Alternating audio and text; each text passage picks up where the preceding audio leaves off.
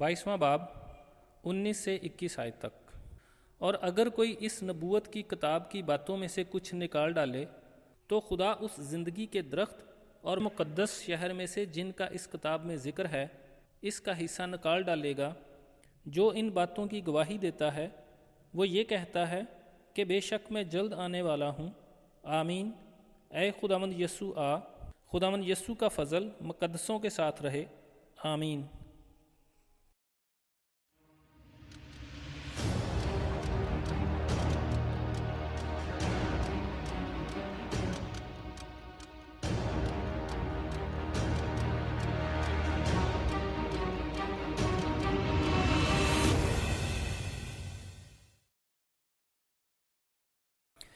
इस आयत का ये मतलब नहीं कि जो ईमानदार एक दफ़ा नए यरूशलेम में दाखिल हो गए उन्हें निकाल दिया जाएगा, बल्कि अब इस ज़माना में जो कलाम में से कुछ निकाल डालेगा तो जो हिस्सा वो ज़िंदगी के दरख्त और मुक़द्दस शहर में हासिल कर सकता था वो अब हासिल नहीं कर सकेगा।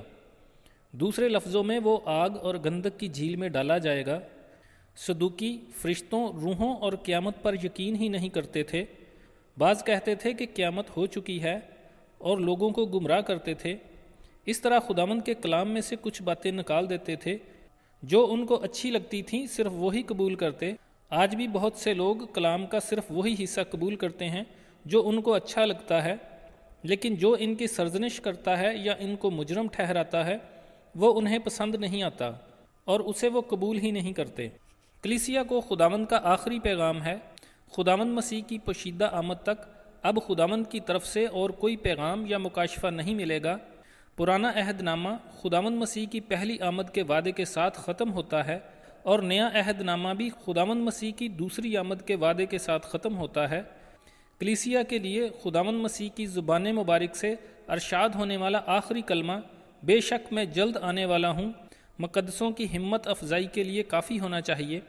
अब इससे अगला कलमा जो खुदावंद ने अरशाद करना है वो उसकी ललकार है जो कलीसिया को अपने पास बुलाने के लिए वो करेंगे। आयत के आखिरी हिस्से में यूहन्ना रसूल आमीन कहकर जवाब देता है। आमीन का यही मतलब है कि जो खुदावंद मसीह ने अपने आने के बारे में कहा है कि बेशक मैं जल्द आने वाला हूँ वो ऐसा ही हो।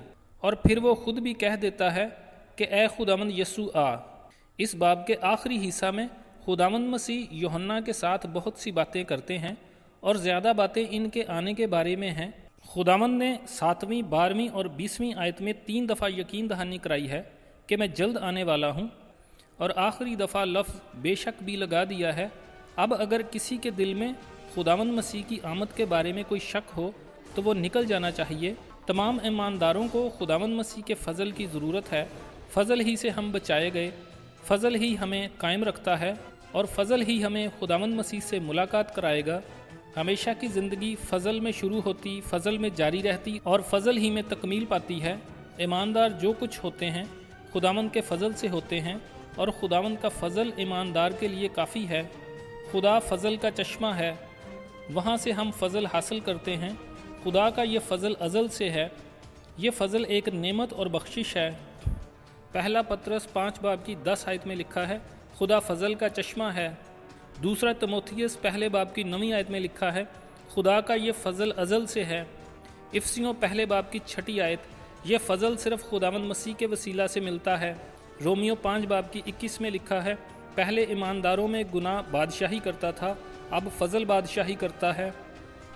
गलतियों 2 बाब 21 आयत मुक़द्दसों को खुदा के इस फ़ज़ल को बेकार नहीं करना चाहिए और इससे महरूम नहीं रहना चाहिए। आसमान और ज़मीन का कुल इख्तियार मुझे दिया गया है, बस तुम जाकर सब कौमों को शागिर्द बनाओ और उनको बाप और बेटे और रूह कुद्स के नाम से बपतिस्मा दो और उनको ये तालीम दो कि उन सब बातों पर अमल करें जिनका मैंने तुमको हुक्म दिया है। और देखो मैं दुनिया के आखिर तक हमेशा तुम्हारे साथ हूँ। आमीन।